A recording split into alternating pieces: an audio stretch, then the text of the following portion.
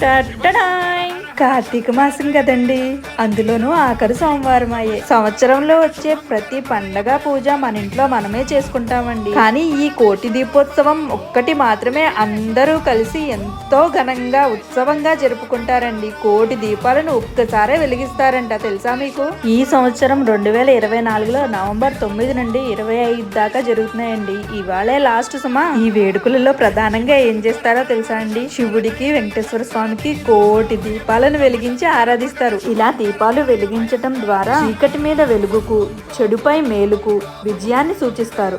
లక్షలాది మంది భక్తులు ఈ ఉత్సవంలో పాల్గొని ప్రత్యేక పూజలు, దీపారాధనలు నిర్వహిస్తారు. ఈ దీపోత్సవంలో ప్రత్యేకంగా దీపారాధన, అభిషేకాలు, భజనలు మరియు గానం, సాంస్కృతిక కార్యక్రమాలు ఇలా ఒక్కటేమిటండి. ఈ కోటి దీపాల వెలుగులు మనందరి జీవితంలో వెలగాలని మనస్ఫూర్తిగా కోరుకుంటున్నానండి.